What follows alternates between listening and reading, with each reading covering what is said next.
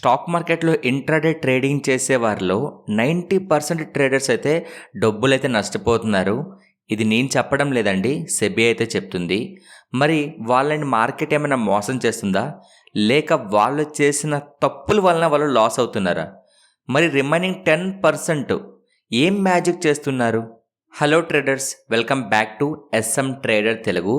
ఈరోజు మనం మార్కెట్లో ఉన్న ఒక హార్స్ రియాలిటీ కోసం అయితే తెలుసుకుందాం. మీరు కొత్తగా స్టాక్ మార్కెట్లోకి ఎంటర్ అవుతున్నా, ఆల్రెడీ స్టాక్ మార్కెట్లో మీరు లాసెస్ చూస్తున్నా సరే, ఈ వీడియో ఎండింగ్ వరకు చూసారనుకోండి, మీరు చేస్తున్న మిస్టేక్స్ ఏంటి అనేది మీకు క్లియర్గా అయితే అర్థమవుతుంది. సో ఫ్రెండ్స్, మీరు ఒక ట్రేడర్ అయినా కొత్తగా ట్రేడింగ్ చేయాలి అనుకుంటున్నా సరే తప్పకుండా ఈ వీడియోని ఎండింగ్ వరకు చూడండి. అండ్ ఇలాంటి కంటెంట్ అనేది మన ఛానల్లో రెగ్యులర్గా రావాలి అంటే ప్రతి ఒక్కరూ ఛానల్ని అయితే సబ్స్క్రైబ్ చేయండి అండ్ ఈ వీడియోని లైక్ చేయండి. లైక్ చేయకుండా మాత్రం వీడియోని కంటిన్యూ చేయొద్దు, మీ సపోర్ట్ చాలా ఇంపార్టెంట్. లైక్ చేసి కంటిన్యూ చేయండి. ఇలాంటి యూజ్ఫుల్ ఇన్ఫర్మేషన్ అనేది మన ఛానల్లో రెగ్యులర్గా మేము అప్లోడ్ చేస్తూ ఉంటాము. సో ఫ్రెండ్స్, స్టాక్ మార్కెట్లో ఇంట్రాడే ట్రేడింగ్ చేస్తూ 90% ట్రేడర్స్ ఎందుకు నష్టపోతున్నారు అనేది ఇప్పుడు మనమైతే క్లియర్గా అయితే డిస్కస్ చేద్దాం. స్టాక్ మార్కెట్లో నష్టపోవడానికి వన్ ఆఫ్ ద రీజన్ ఏంటి అంటే నాలెడ్జ్ లేకుండా ట్రేడింగ్ చేస్తూ ఎంట్రీస్ అనేవి తీసుకోవడం.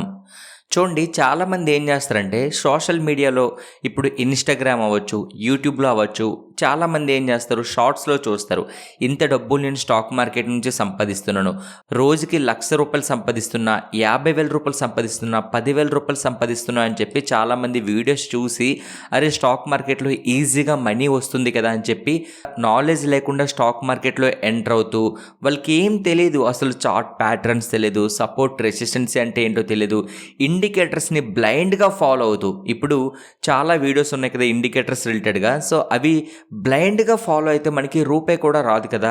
సో ఆ విషయం తెలియక చాలామంది ట్రేడ్స్ చేస్తూ, ఓకే ఇండికేటర్లో నాకు ఇక్కడ సిగ్నల్ వచ్చింది, ఎంట్రీ ప్లాన్ చేస్తా అని చెప్పి బ్లైండ్గా ట్రేడింగ్ చేస్తూ చాలామంది అయితే లాస్ అవుతున్నారు. So one of the main reason ఏంటి అంటే నాలెడ్జ్ లేకుండా ట్రేడింగ్ చేయడం వల్లనే చాలామంది లాసెస్ అయితే చూస్తున్నారు. ఇక సెకండ్ వన్ ఏంటంటే ఓవర్ ట్రేడింగ్ చేయడం.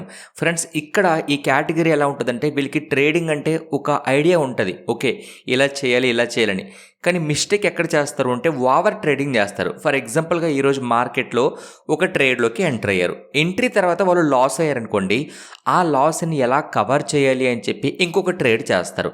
సో అది లాస్ అయితే దాన్ని ఎలా కవర్ చేయాలి అని చెప్పి ఇంకొక ట్రేడ్ చేయడం, ఇలా ఓవర్ ట్రేడింగ్, రివెంజ్ ట్రేడింగ్ అయితే చేస్తూ ఉంటారు. ఇలా చేయడం వల్ల మీకు ప్రాఫిట్స్ రావు, మీ బ్రోకర్ ఎవరైతే ఉంటాడో తనకి ప్రాఫిట్స్ వస్తాయి. ఎందుకంటే మీరు ఎన్ని ట్రేడ్స్ చేస్తే అంత బ్రోకరేజ్ అమౌంట్ వస్తుంది. సో మీరు ఇక్కడ ట్రేడ్లో లాస్ అవుతున్న మనీ ఉంటుంది, దీంతోపాటు బ్రోకరేజ్ మనీ కూడా ఉంటుంది. సో ఓవరాల్గా మీ క్యాపిటల్ అయితే జీరో అవుతుంది. సో దయచేసి ఓవర్ ట్రేడింగ్ చేయొద్దు. ఈ రోజు నువ్వు ఒక ట్రేడ్ చేస్తావు, ఆ ట్రేడ్లో లాస్ అయ్యావు, నో ఇష్యూ, అక్కడితో క్లోజ్ చేయి. రేపు మళ్ళీ ఫ్రెష్ మైండ్ సెట్తో నువ్వు చేసిన తప్పులేంటో తెలుసుకుని ప్రాపర్ స్ట్రాటజీతో నువ్వు ట్రేడింగ్ చేయి. అలా మీరు చేసే స్టాక్ మార్కెట్లో సస్టైన్ అవుతారు. ఇక నెక్స్ట్ రీజన్ ఏంటి అంటే స్టాప్ లాస్ని యూజ్ చేయకపోవడం. చాలామంది ఎంత టైం వాళ్ళ మైండ్ సెట్ ఏముంటుందంటే ఈరోజు స్టాక్ మార్కెట్లో ట్రేడింగ్ చేసి 5,000 సంపాదిస్తా, 10,000 సంపాదిస్తా అనుకుంటారు, కానీ నేను ప్రాపర్గా స్టాప్ లాస్ని ఫాలో అవుతున్నానా లేదా అనేది చూడరు. ఎప్పుడైనా సరే మీరు ఒక ట్రేడ్లోకి ఎంటర్ అవుతున్నప్పుడు మీ టార్గెట్ ఎలా మీరు డిసైడ్ అవుతారో మీ స్టాప్ లాస్ కూడా డిసైడ్ అవ్వాలి. ఎగ్జాంపుల్గా 1:2 రేషియో తీసుకోండి. మీరు ₹1,000 స్టాప్ లాస్ పెడితే 2,000 ప్రాఫిట్ అనేది మీరు ఎక్స్పెక్ట్ చేయొచ్చు. ఇక్కడ మీ యొక్క స్టాప్ లాస్ హిట్ అయితే మీరు ఎగ్జిట్ అయిపోతారు, టార్గెట్ హిట్ అయినా ఎగ్జిట్ అవుతారు. అంతే తప్ప ప్రాపర్గా మీరు స్టాప్ లాస్ పెట్టకుండా ఇంకా మార్కెట్ ఫాల్ అయితే ఇంకా లాస్లోకి వెళ్తే అప్పుడే ఎగ్జిట్ అవుదాంలే, లేదంటే ఇంకా కొంచెం మార్కెట్ ఇక్కడ నుంచి రివర్స్ అవుతుందేమో అని చెప్పి ఇంకా వెయిట్ చేయడం, ఇలా చేయడం వల్ల చాలామంది వాళ్ళ క్యాపిటల్ని జీరో చేసుకుంటున్నారు.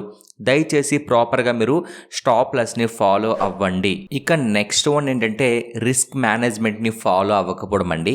ఇప్పుడు ఫర్ ఎగ్జాంపుల్గా మీ క్యాపిటల్ ఒక 10,000 ఉందనుకోండి.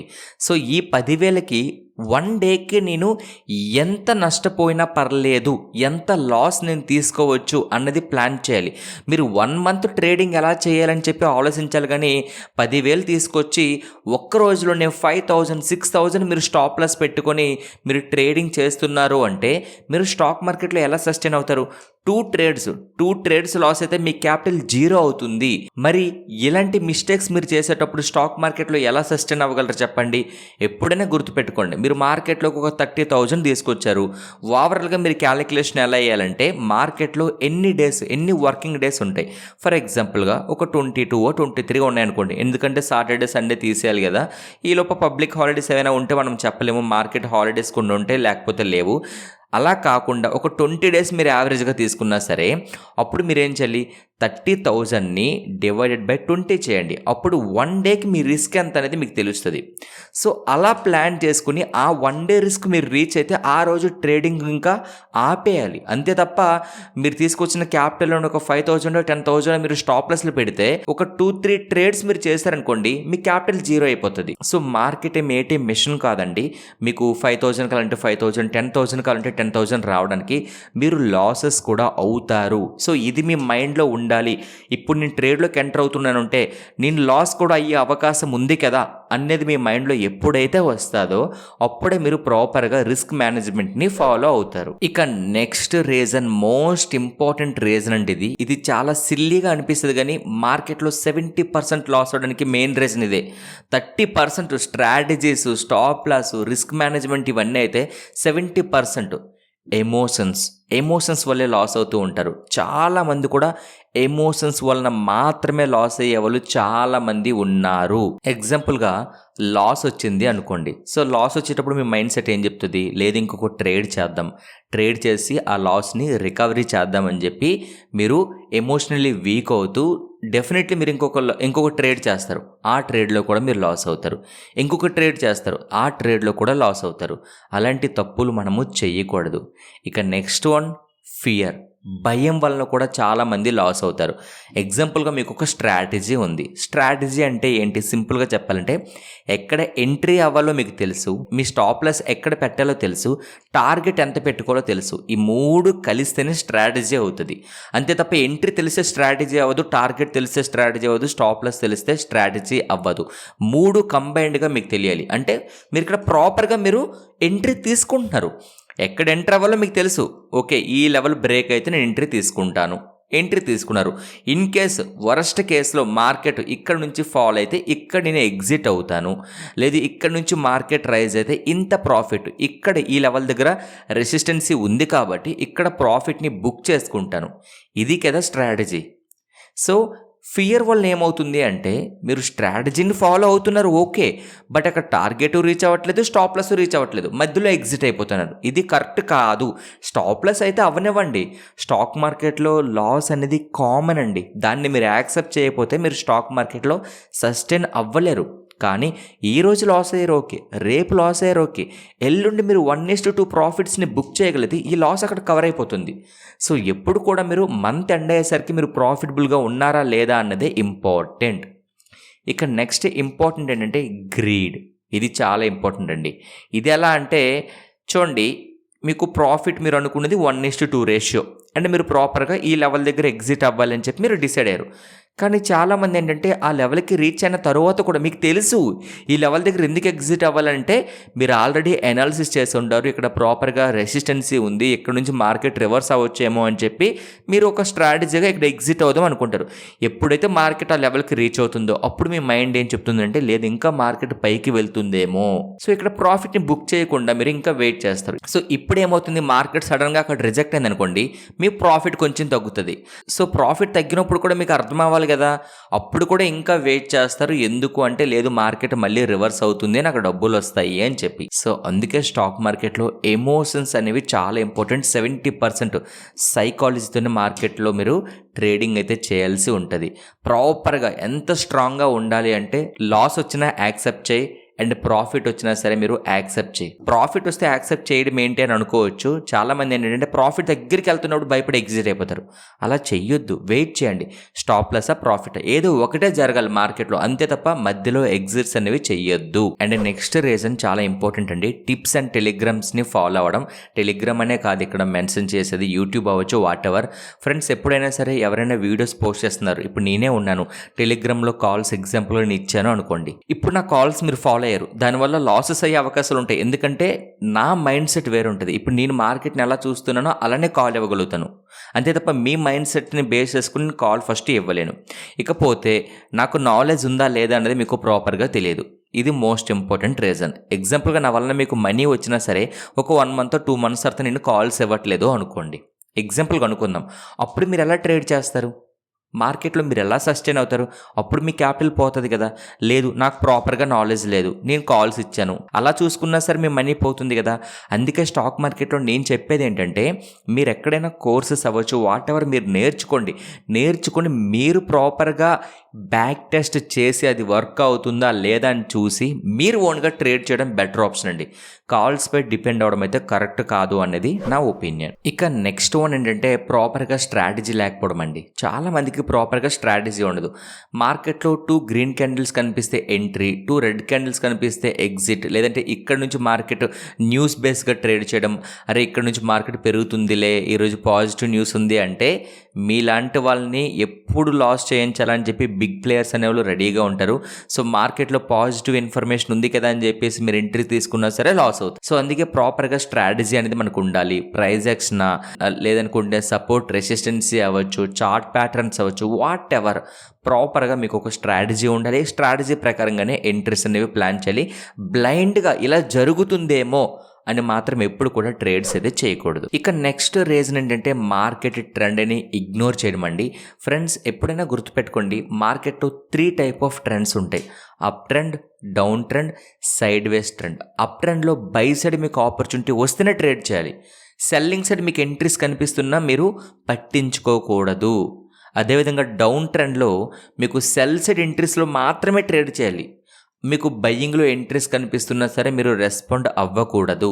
ఇక సైడ్ వేస్ ట్రెండ్ అయితే అవాయిడ్ చేయడం బెటర్. ఎందుకు అంటే మార్కెట్ 2 వైపులా మూవ్ అవుతుంది కాబట్టి ఈజీగా స్టాప్లెస్ని హిట్ చేస్తుంది. సో అందువలన up trend down trend, up ట్రెండ్లో బై సైడ్ ఎంట్రీస్ ప్లాన్ చేయొచ్చు, డౌన్ ట్రెండ్లో సెల్ సైడ్ ఎంట్రీస్ అనేవి ప్లానింగ్ అయితే చెయ్యొచ్చు. సో మీకు అర్థమైంది కదా. డెఫినెట్లీ ట్రెండ్ని మీరు ఫాలో అవ్వాలి. మార్కెట్ ఆపోజిట్గా మీరు ట్రేడ్స్ ఎప్పుడు చేయకూడదు. మార్కెట్ ఏ డైరెక్షన్లో వెళ్తే ఆ డైరెక్షన్లోనే వెళ్ళడానికి ప్రయత్నించాలి. ఇక నెక్స్ట్ రీజన్ ఏంటంటే పేషెన్స్ లేకుండా క్విక్గా మనీ సంపాదించాలనే మైండ్ సెట్తో ఉండడం. చాలామంది డైలీ నేను ఒక 5,000 10,000 సంపాదించాలనుకుంటారు. సో నేను మీకు ఆల్రెడీ చెప్పాను కదా, స్టాక్ మార్కెట్ ఏటీఎం మెషిన్ కాదు. 5,000 10,000 కావాలంటే వెంటనే మీకు వచ్చేయడానికి మీ క్యాపిటల్ ఎంత, మీరు 1 dayకి ఎంత రిస్క్ తీసుకుంటున్నారు, దీనిపైన మీరు ఎంత ప్రాఫిట్ సంపాదించాలనేది డిపెండ్ అయి ఉంటుంది. ఎగ్జాంపుల్గా మీ క్యాపిటల్ ఒక 30,000 అనుకోండి, డైలీ మీరు ఒక 1,000 రిస్క్ తీసుకుంటున్నారు అనుకోండి. రిస్క్ మీన్స్ స్టాప్లెస్ అనమాట. ఇంకా 1,000 స్టాప్లెస్ హిట్ అయిందంటే మీరు ఎగ్జిట్ అయిపోవాలి అని చెప్పి అర్థం. సో మీకు అర్థమవుతుంది కదా. సో 30,000 క్యాపిటల్కి డైలీ మీరు 1,000 రిస్క్ తీసుకుంటే 2,000 మీ ప్రాఫిట్ అంతే. 1:2 రేషియో. అలా కాకుండా 30,000 క్యాపిటల్ డైలీ నేను 5,000 10,000 సంపాదిస్తాను అంటే మాత్రం ఇది పాసిబిలిటీ కాదండి. 30,000 క్యాపిటల్తో డైలీ 10,000 20,000 అంటే మాత్రం నిజంగా పాసిబిలిటీ కాదు. మీరు మార్కెట్లో సస్టైన్ అవ్వలేరు, మీ క్యాపిటల్ మొత్తం పోతుంది. సో డెఫినెట్లీ మీ క్యాపిటల్ ఎంత, దానికి తగ్గట్టుగా మీరు ఎంత రిస్క్ తీసుకుంటున్నారు అనే దానిపైనే మీ ప్రాఫిట్ అనేది డిసైడ్ అయి ఉంటుంది. సో మార్కెట్లో పేషెన్స్ అనేది చాలా ఇంపార్టెంట్.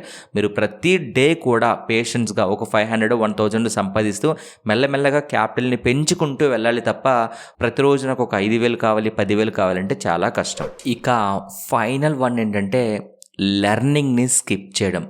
చాలామంది స్టాక్ మార్కెట్లో ఈజీగా మనీ రావాలి. ఎలా అంటే అసలు స్టాక్ మార్కెట్ అంటే ఏంటో కూడా తనకు తెలియదు. చాలామంది స్టాక్ మార్కెట్లో ట్రేడింగ్ చేసే వాళ్ళకి స్టాక్ మార్కెట్ ఏంటో తెలియదు. అసలు ఎలా వర్క్ అవుతుందో తెలియదు.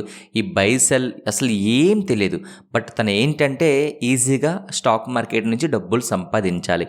ఇప్పుడు ఇవన్నీ నేర్చుకుని ఏం ఉపయోగం చెప్పండి? ఎవరైనా టిప్స్ ఇస్తారో చెప్పండి. ఎక్కడ ఎంట్రీ, ఎక్కడ ఎగ్జిట్, ఇది మాత్రమే నాకు కావాలి. అంతే తప్ప లెర్నింగ్ నేర్చుకుని ఇప్పుడు నేనేం చేయాలి, అంత టైం ఎక్కడుంది, నాకు అర్జెంటుగా మనీ కావాలి. సో ఈ మైండ్ సెట్తోనే స్టాక్ మార్కెట్లో ఆల్మోస్ట్ 80-90% ఉన్నారండి.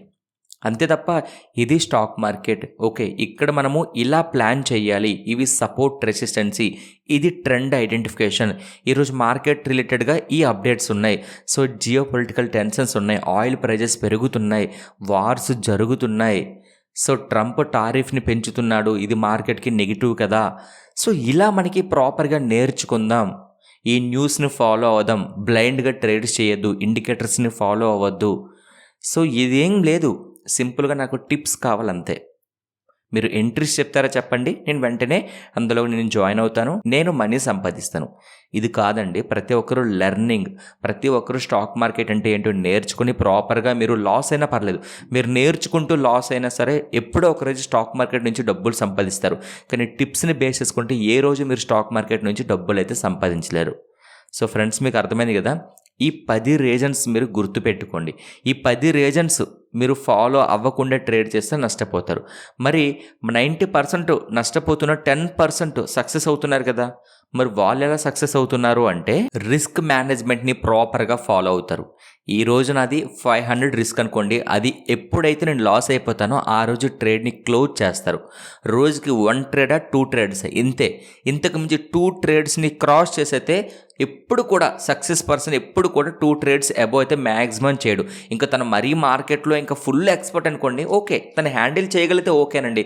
మార్కెట్లో ఇన్ని ట్రేడ్స్ చేయాలని చెప్పి ఎక్కడ డిసైడ్ చేసింది ఏం లేదు. నువ్వు ఎన్ని ట్రేడ్స్ అయినా చెయ్యు, నీకంత క్యాపబిలిటీ ఉందా, ఇది ఇంపార్టెంట్ ఇక్కడ. అది ఎప్పుడు వస్తుందంటే మార్కెట్లో ఎక్స్పీరియన్స్తో వస్తుంది. ఓన్గా నువ్వు స్టాక్ మార్కెట్ కోసం నేర్చుకొని ప్రతిరోజు ఫాలో అయితే అప్పుడు వస్తుంది. బట్ నా సజెషన్ అయితే 1 or 2 ట్రేడ్స్ అయితే సరిపోతాయి. ఇక నెక్స్ట్ వన్, స్టాప్ లాస్ని ఫాలో అవ్వడం. ఇన్ కేసు స్టాప్ లాస్ ఈరోజు హిట్ అయింది అంతే, అక్కడితో యాక్సెప్ట్ చేయి, బయటికి రా, అంతే తప్ప రివెంజ్ ట్రేడ్స్ చెయ్యకు. నెక్స్ట్ పాయింట్ ఏంటంటే లెస్ ట్రేడ్స్. నేను ఆల్రెడీ చెప్పాను 1 or 2 ట్రేడ్స్ అంతే, కానీ హై క్వాలిటీ ట్రేడ్స్ చేయాలి. అవి ఎలా ఉండాలంటే నీకు ప్రాపర్గా సపోర్ట్ బ్రేక్ అయింది, ప్రైజ్ యాక్షన్లో నీకు స్ట్రాంగ్గా డౌన్ సైడే మార్కెట్ కనిపిస్తుంది, నువ్వు యూజ్ చేసే స్ట్రాటజీ కూడా ఓకే, ఇక్కడ సెల్ సైడ్ నువ్వు ఎంట్రీస్ ప్లాన్ చేయొచ్చు అని చెప్తుంది. ఇలా నీకు అన్నీ కూడా సపోర్ట్ చేయాలి. మార్కెట్ కూడా, మార్కెట్లో ఉన్న న్యూస్ అవ్వచ్చు ఏదైనా సరే డౌన్ సైడ్ ఇండికేట్ చేస్తుంది. ఇవన్నీ కలిసి అన్నప్పుడు మాత్రమే నువ్వు క్వాలిటీ ట్రేడ్స్ చేయాలి తప్ప నీ మైండ్ చెప్పింది మార్కెట్ పడుతుందేమో అని చెప్పి ఎంట్రీ తీసుకున్నాను, లేదంటే ఇండికేటర్ ఒక్కటే చెప్పింది నేను ఎంట్రీ తీసుకున్నాను, ఇది కాదండి.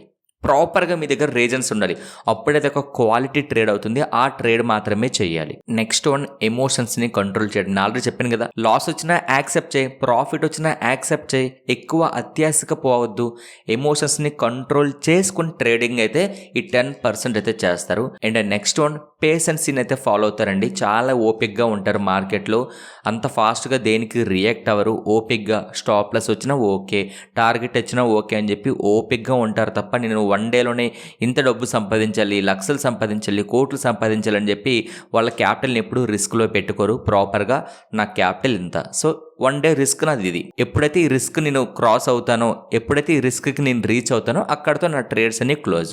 ఇలా ప్రాపర్గా ఉంటారు. ఇక నెక్స్ట్ వన్, స్ట్రాటజీస్ని ఫాలో అవుతారు, బ్యాక్ టెస్ట్ చేసుకుంటూ ఉంటారు. అసలు మార్కెట్లో ఏం జరిగింది ఈరోజు అని చెప్పి, లేదంటే ఇంతకు ముందు మార్కెట్ ఇదే టైంలో ఎలా రియాక్ట్ అయింది, ఇవన్నీ కూడా చూసుకుని బ్యాక్ టెస్ట్ చేస్తారు. స్ట్రాటజీని ప్రాపర్గా ఫాలో అవుతారు వాళ్ళు. సో అందుకే వాళ్ళు సక్సెస్ అవుతారు. 90% ఫెయిల్ అవుతున్న 10% అందుకే సక్సెస్ ఉంటుంది. అండ్ ప్రతిరోజు కూడా లెర్నింగే చేస్తారండి. లెర్నింగ్ ఎలా అంటే, ఫర్ ఎగ్జాంపుల్ ఈరోజు లాస్ అయ్యారు, ప్రతిరోజు డబ్బులు ఎవరు సంపాదించలేరండి. అలా చెప్తున్నారు అంటే మీరు నమ్మొద్దు, అది పాసిబుల్ కాదు. ఏదో ఒక రోజు మార్కెట్లో లాసెస్ అనేవి కామన్. సో ఈరోజు మీరు లాస్ అయ్యారు అంటే ఎందుకు లాస్ అయ్యాము అన్నది మీరు తెలుసుకొని ఒక నోట్స్ అనేది ప్రిపేర్ చేసుకోవాలి. సో ప్రతిరోజు కూడా స్టాక్ మార్కెట్లో లెర్నింగే ఉంటుంది. మీకు అర్థమవుతుందా? సో ఇప్పుడు నేను చెప్పిన ఇవన్నీ కూడా ఫాలో అయితే మాత్రం ఆ 10%లో మీరు కూడా ఉంటారు.